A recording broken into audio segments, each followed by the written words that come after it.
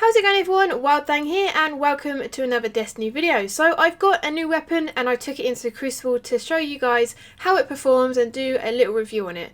So this is the Blind Perdition. It's the pulse rifle from Trials of Osiris, and as you'll notice mine is the Adept version, which is the one that I got out of the chest on Mercury. Now all the Adept versions do come with snapshots, so it's very handy. You can't really notice a difference on the pulse rifles, but it's obviously useful on the sniper rifle. So let's see what perks this comes with. We have CQB ballistics, smart drift control, smooth ballistics, small bore, hand laid stock, high caliber rounds, hand loaded, counterbalance and outlaw. And as you'll see, how I've set mine up is perfect for how I use pulse rifles.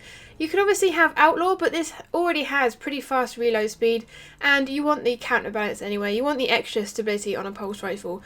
My personal opinion, you want stability and range over anything on a pulse rifle. You can always hide and reload if you need to.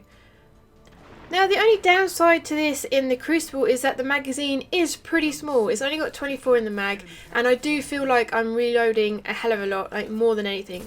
And there are times where you can get 2 kills with one magazine, but you'd have to maybe use a grenade or just shoot people that are weak, or make sure you always get headshots. I'm a huge pulse rifle fan and I have been since the pulse rifle meta. I still use pulse rifles today. I use the odd hand cannon, but it just depends on the connections and obviously what sort of day I'm having.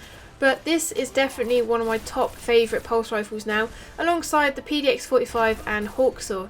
They're all pretty much in the same bracket. This pulse rifle does come with a better base range stat than the PDX-45 and Hawksaw, but they are still pretty much the same and they are still good. And obviously if you can get perks on the PDX-45 and Hawksaw that increase range, then you'll be fine.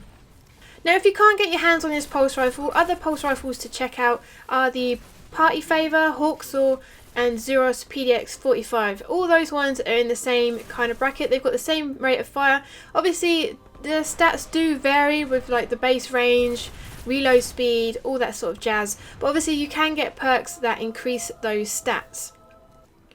But like I said, I really do enjoy using this pulse rifle in the Crucible. I even used it throughout 2 or 3 trials cards at the weekend and I loved it. It's pretty much replaced my Hawksaw and Grasp of Malak. I just feel like my Grasp of Malak is just too slow. It just doesn't kill people fast enough anymore. I don't know what it is, but I just feel like it's not up to standard for me anymore and I need to use something different, and I think this has replaced it. It's definitely a pulse rifle that you want to use in the Crucible. And this time around with Trials, all the weapons seem to be good in the Crucible. There's nothing that stands out from the rest and there's nothing that really is really bad. I mean, I've not tried all of the weapons, but this one and definitely the sniper rifle is apparently really good. I've not managed to get it. Also the scout rifle seems pretty decent as well.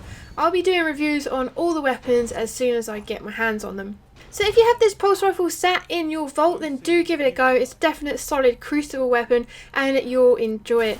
Definitely with the added stability and the way I've set mine up. And like I said, I've been using it in Trials and normal Crucible, pretty much everywhere, even in PvE, and I've managed to complete that entire raid with it as well, just because I've not had much infusion material, so I've just been using the same weapon pretty much throughout the whole game. So anyway guys, I hope you enjoyed the video. Have an awesome day and I will see you in the next one.